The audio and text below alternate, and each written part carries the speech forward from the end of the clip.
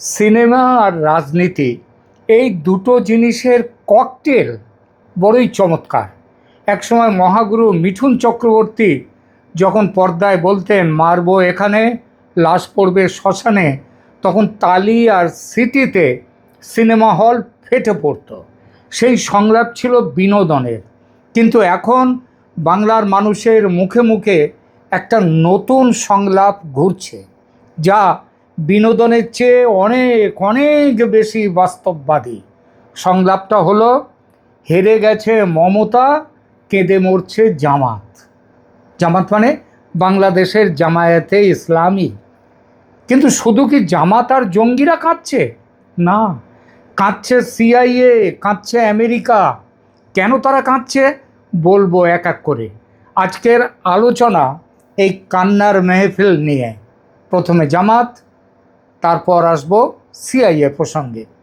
কেন ওপার বাংলার উগ্রবাদীরা মমতা বন্দ্যোপাধ্যায়ের জন্য চোখের জল ফেলে সারা হয়ে যাচ্ছে, আর কেন তাদের এই বিষাক্ত ভালোবাসা আসলে মমতার রাজনীতির কফিনেই শেষ পেরেকটাও পুঁতে দিতে চলেছে। চলুন ব্যবচ্ছেদ করি এই রাজনৈতিক প্রহসনে।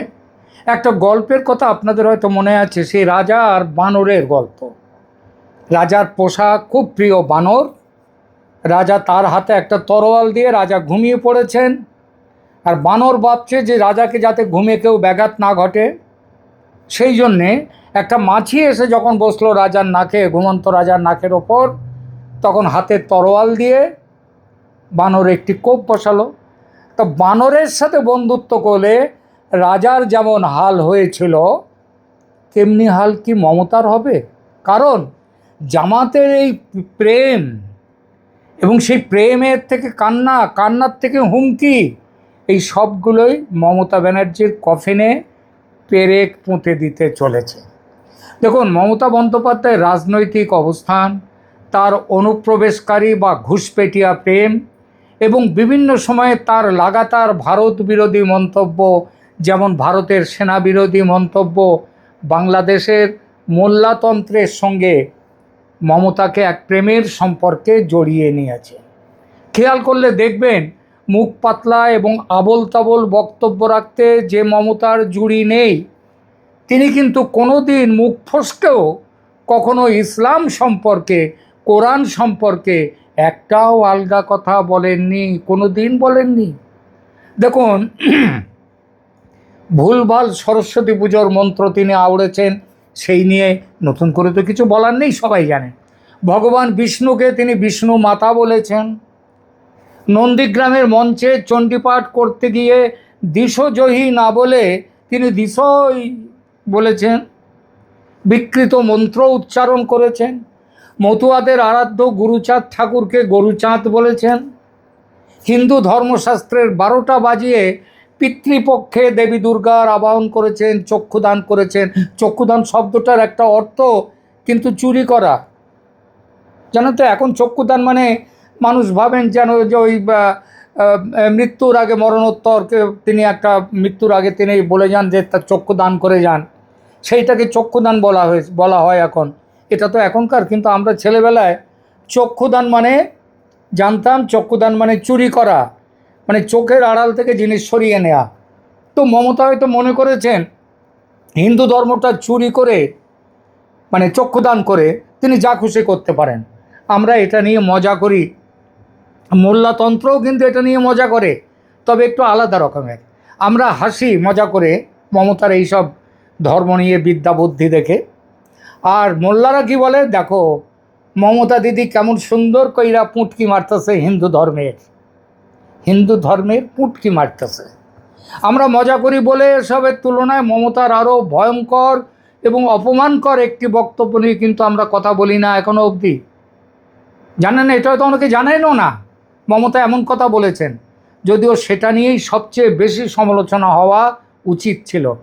ব্যাপারটা কি জানেন, 2025 সালের, গত বছরের কলকাতার রেড রোডে ঈদ আল ফিতরের নামাজের একটি অনুষ্ঠানে বক্তব্য দেওয়ার সময় মমতা বন্দ্যোপাধ্যায় বিজেপিকে আক্রমণ করতে গিয়ে কি বলেন জানেন? আই ডোন্ট সাপোর্ট দ্য নোংরা ধর্ম। মানে গন্ধা ধর্ম হুইচ দিস জুমলা পার্টি হ্যাড ক্রিয়েটেড। বুঝলেন? আবার বলছি কি বলেছিলেন 2025 গত বছর কোথায়? রেড রোডের অনুষ্ঠানে, ঈদ উল ফিতরের অনুষ্ঠানে ভাষণ দিতে গিয়ে বলেছিলেন, আই ডোন্ট সাপোর্ট দ্য নোংরা ধর্ম হুইচ দিস জুমলা পার্টি হ্যাড ক্রিয়েটেড। এটা আমাদের এখানে খুব বেশি এই কথাটা নিয়ে আলোচনা হয়নি, বাংলাদেশে কিন্তু হয়েছে। কেউ কি ভেবে দেখেছেন হিজাব পরে মুসলমান সেজেছেন মমতা, কিন্তু তাদের ধর্মের কথা নিয়ে একটা কথা তিনি কেন বলেন না? কারণ তিনি যদি কোনো জায়গায় বলতে গিয়ে আল্লাহকে পুরুষ কিংবা মানে মহিলা কিছু বলে ফেলতেন, তাহলে কি কর্মটা হতো বলতেন? ভাবতে পারেন? যদি তিনি একটা ভুল কিছু বলতেন ইসলাম ধর্ম নিয়ে, তাহলে তার ভোট ব্যাংক খচে যেত, এমনকি কল্লাও কেটে দেওয়ার ভয়টাও থাকতো। সুতরাং মমতা বন্দ্যোপাধ্যায় হিন্দু ধর্ম নিয়ে প্রচুর মজা করেছেন, আমরা খুব হেসেছি, কিন্তু ইসলাম ধর্ম সম্পর্কে তিনি একটি কথাও বলেননি, যদিও তিনি হিজাব পরে সব জায়গায় গেছেন। কতটা জাতে মাতা আলা তালে ঠিক ভাবুন। হিন্দু ধর্ম দেবদেবীকে ছ্যাবলামির জায়গায় নিয়ে যাওয়ার জন্য শুধু এপারের মুসলমান নয়, ওপারের মোল্লাতন্ত্রের কাছেও তিনি খুব প্রিয়। তাই আজ তার বিদায়ে ওপারের বিভিন্ন মহলে, বিশেষ করে রাজনৈতিক ও সামাজিক যোগাযোগ মাধ্যমে তাকে নিয়ে একেবারে সহানুভূতির বন্যা দেখা যাচ্ছে। মমতার পরাজয়ে ও বিজেপির জয়ে একমাত্র বাংলাদেশ আওয়ামী লীগের সমর্থকরাই আনন্দ উচ্ছ্বাস প্রকাশ করেছে, আর বাকিরা, তার মধ্যে ওই তারেক রহমানের বিএনপিও আছে, তারা কিন্তু বেজায় কষ্ট পেয়েছে।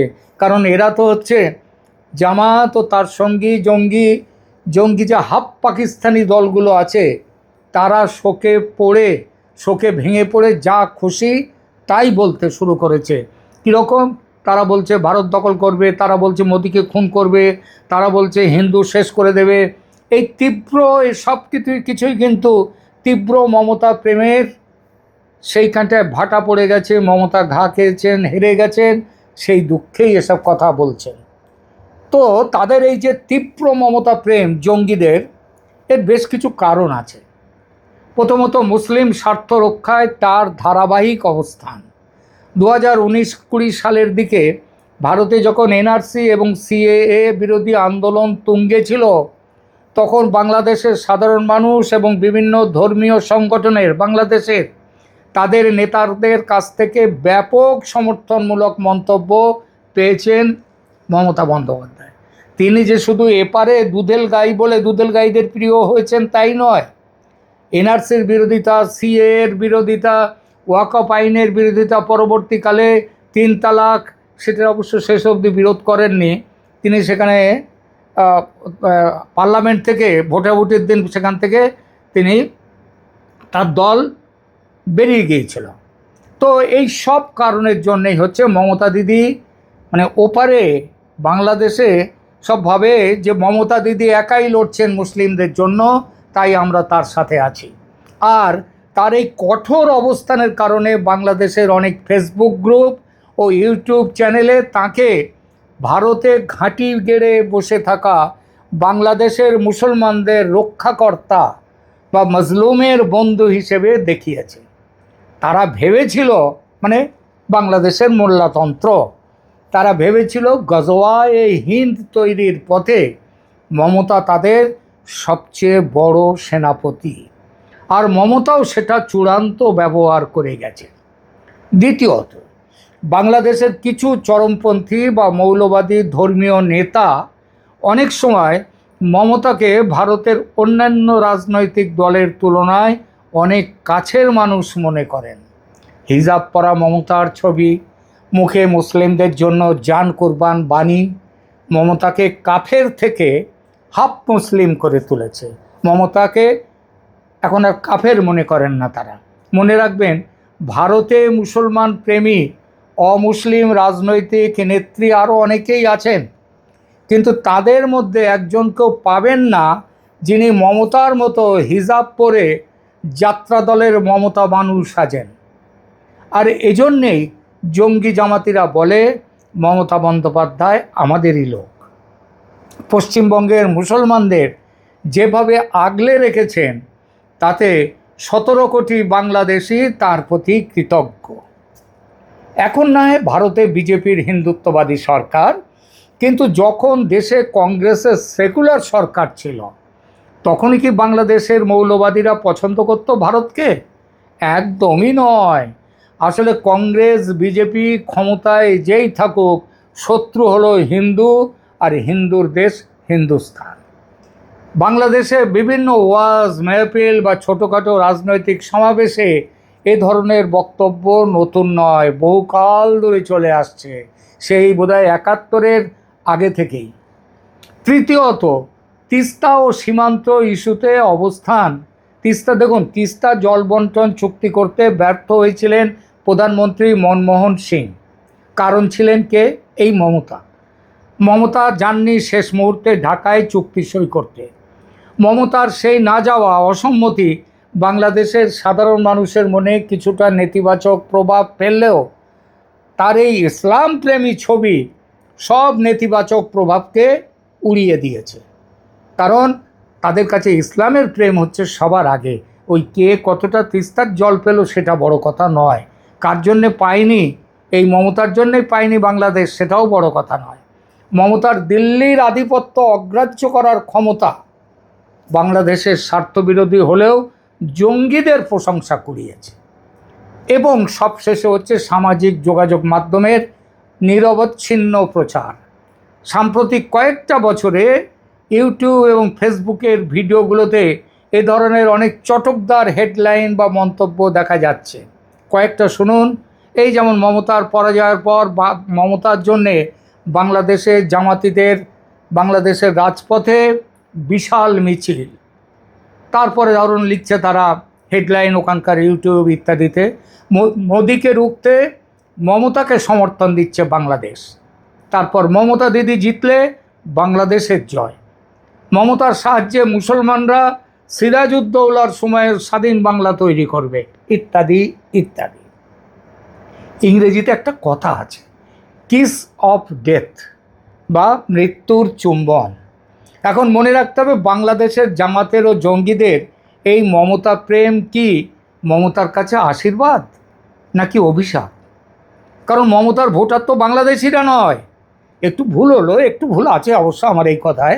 এসআইআরের পর এখনও কিছু বাংলাদেশি পশ্চিমবঙ্গের ভোটার লিস্টে রয়ে গেছে, কারণ তারা মমতার সৌজন্যে ওই এসআইআরের জাল এড়িয়ে যেতে পেরেছে। তবে আজ নাও কাল ধরা তারা পড়তেই হবে। এরপর এনআরসি আসছে, আর রাজ্যের শাসন ক্ষমতায় মমতা নেই, আছে শুভেন্দু। বাংলাদেশিরা তাই মমতার পক্ষে ভবিষ্যতে আর ভোট দিতে পারবেন না। এই পরিস্থিতিতে জঙ্গিদের এই যে মমতা প্রেম, ওই যে হুঙ্কার 17 কোটি বাংলাদেশি মমতার জন্যে আছে, এটা কি আদৌ মমতার কাছে আশীর্বাদ নাকি কফিনের শেষ পেরেক? আপনারা কি লক্ষ্য করেছেন? ঢাকার রাস্তা থেকে ভিডিও আসছে, দাড়ি টুপিওয়ালা স্বঘোষিত মুজাহিদ বা জামাতি নেতারা হুঙ্কার দিচ্ছেন, মমতা দিদি তুমি লড়াই করো, 17 কোটি বাংলাদেশি তোমার সাথে আছে।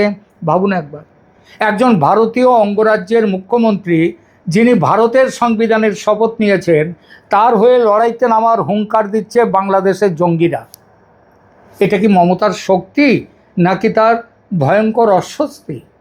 ওপার থেকে যখন নারায়ে তাকবীর স্লোগানের সাথে মমতার নাম জুড়ে দেওয়া হয়, তখন কলকাতার সাধারণ মানুষ ভাবে এ কে?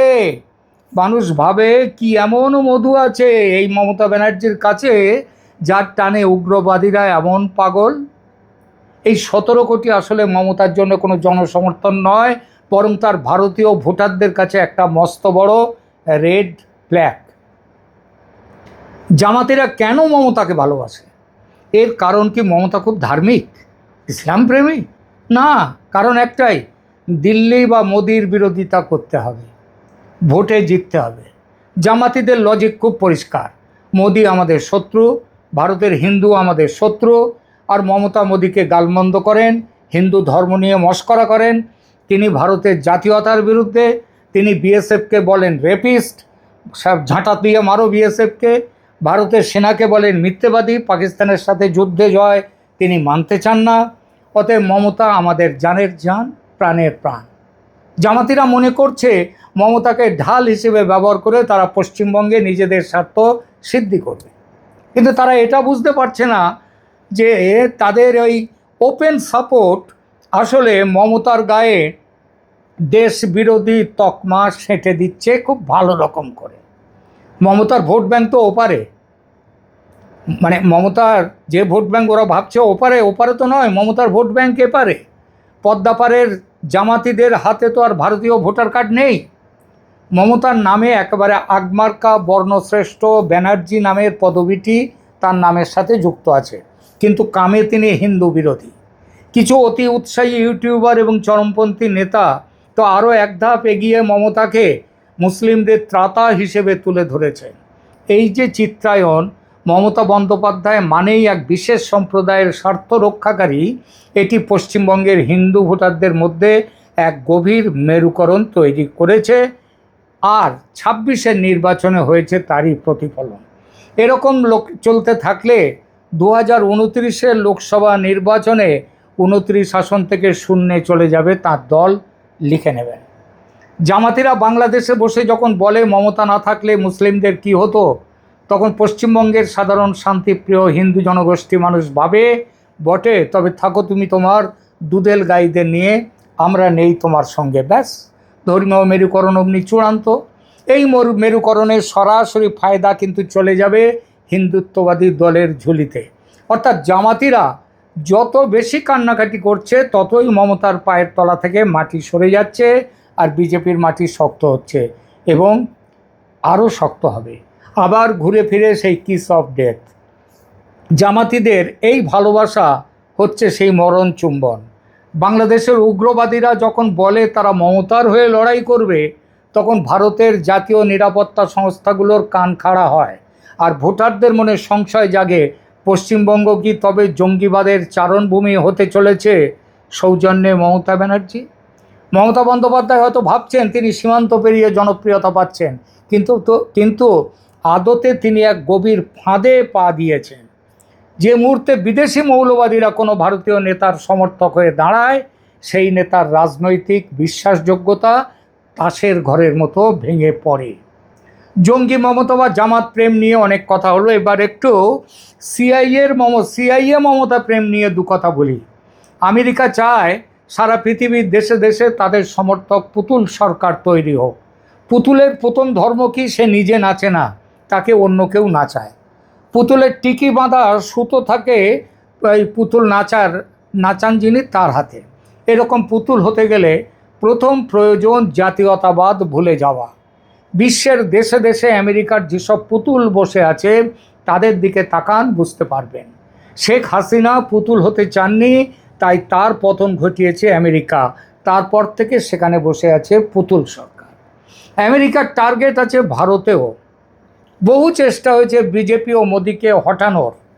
কৃষক আন্দোলন, সিএএ ও এনআরসি, ৩ তালাক বন্ধ আইন, ওয়াকফ আইনের বিরুদ্ধে জোরদার আন্দোলনের সুবিধা, এসব আন্দোলনের সুবিধা হয়নি। তবে এই সমস্ত আন্দোলনে মমতা বিজেপি বিরোধী শক্তির পুরোভাগে। বাংলাদেশে হাসিনা সরকারের পতনে জামাত ও জঙ্গিদের সঙ্গে শুরু থেকেই আঁতাত ছিল মমতার, সেসব খবর এখন বেরিয়ে আসছে।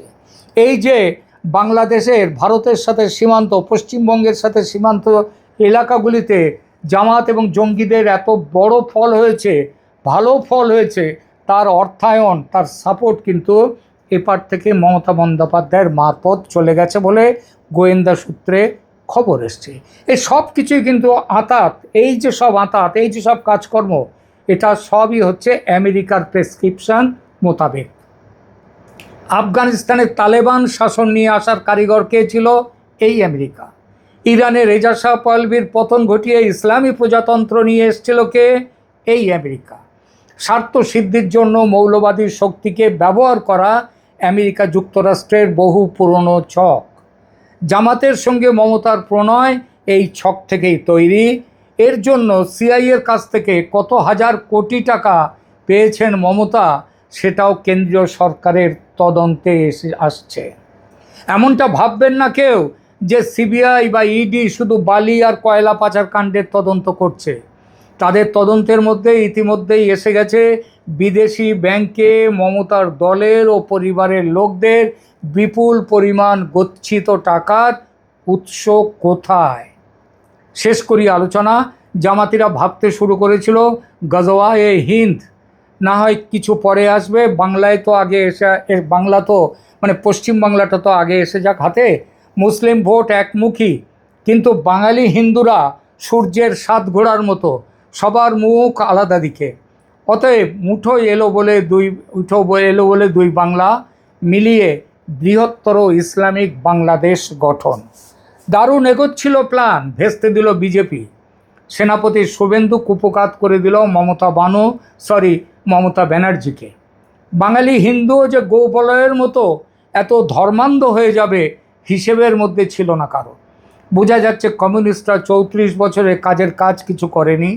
26-এর ভোটের আগে কমিউনিস্টদের কিঞ্চিত ডোজ দিয়েছিল মোল্লারা, মমতার পক্ষে দাঁড়াও নইলে মুসলমান ভোটের কথা, ভবিষ্যতের কথা ছেড়ে দাও, সুতরাং মমতার পক্ষে দাঁড়াও, বিজেপিকে রুখে দাও।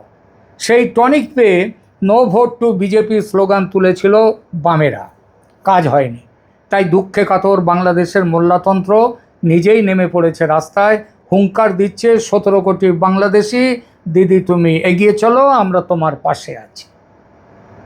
দিদির আমলে এই হুঙ্কারে ভয় পেত রাজ্যের হিন্দুরা, কারণ বর্ণব্রাহ্মণ মুখ্যমন্ত্রী যখন বলেন আমি আছি বলে, এবং ওদের আটকে রেখেছি বলে তোমরা বেঁচে আছো, মানে হিন্দুরা বেঁচে আছো, না হলে 2 মিনিটে শেষ হয়ে যেতে তোমরা।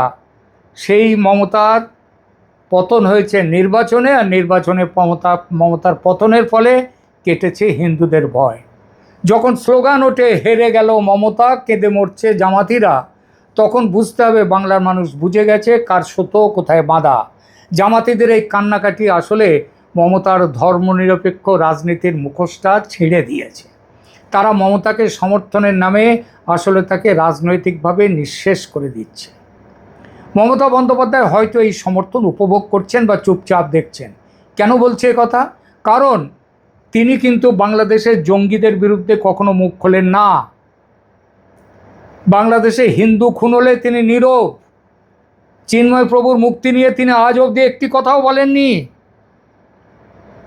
কেন না, তারা কারণ সেটা বললে তো উনি আটকে যেতে পারেন তিনি, মানে তার ভোট ব্যাংক চলে যেতে পারে। সেই জন্যে তিনি কোনো রকম কথা বলবেন না, জামাতের যা বলছে বলুক। তার মানে দেখালো কি, মিঠুন চক্রবর্তী সেই ডায়লগটার মতো, মাঠটা এবার ভোটাররা ইভিএমে মারছে, আর রাজনৈতিক লাশটা পড়ছে মমতার সাজানো গদির ওপর। আর ওপারে জামাতিরা তো কাঁদবেই, কারণ তাদের শেষ আশ্রয় মমতা এখন ভাঙাগড়ার খেলায় বিপন্ন। বৃহত্তর ইসলামিক বাংলাদেশ গঠনের জঙ্গি স্বপ্ন যা মমতার কল্যাণে রূপ নিতে চলেছিল, সেই স্বপ্ন কবরে চলে যাওয়াতে জঙ্গিদের হতাশার শেষ নেই। হতাশা থেকে হুমকি, সেই হুমকি শুনে এখন ভারতে অবশ্য কেউ ভয় পাচ্ছে না, হাসছে। প্রিয় দর্শক, আপনারা কি মনে করছেন কমেন্ট করে জানান, লাইক দিন, আর এই ধরনের ইনডেপথ রাজনৈতিক আলোচনা দেখতে সাবস্ক্রাইব করুন ক্যালকাটা ডায়ালগস।